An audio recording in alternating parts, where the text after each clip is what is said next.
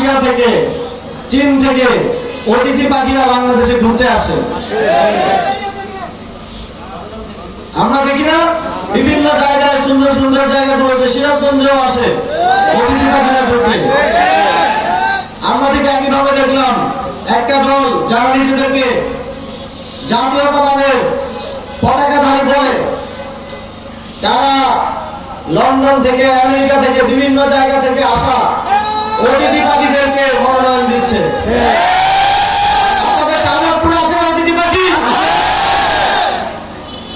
আমরা আবার শীতকালের পরে গ্রীষ্মকাল আসলে দেখি অতিথি পাখিরা সব হয়ে গেছে।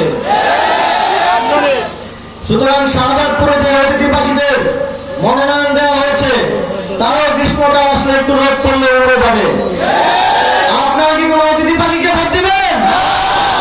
আপনারা কি এমন কাউকে ভোট দিবেন যে তার বিদেশি পাসপোর্ট নিয়ে আবার উড়ে যাবে?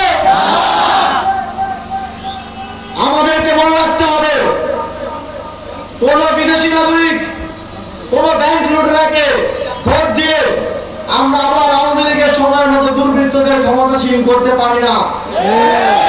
যে প্রায় সকল রাজনৈতিক দল আনুষ্ঠানিকভাবে হ্যাঁ ভোটের পক্ষে রায় দিয়েছে, শুধুমাত্র স্বঘোষিত দিল্লির একটি দল ছাড়া কোন কোন দল কৃষক কার্ড, ফ্যামিলি কার্ড সহ নানা ধরনের ভাতার কথা বলছে।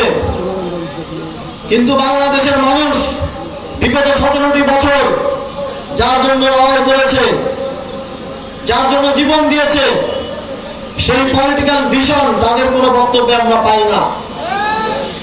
যে 500 টাকা, 1000 টাকা দিয়ে আপনারা ভোট কিনে নেবেন। আমরা অনেক জায়গায় বাংলাদেশের জনগণকে বলতে শুনেছি যে তারা টাকা ঠিকই নেবেন, কিন্তু ভোটটা যেখানে দেওয়া সেখানেই দিবেন।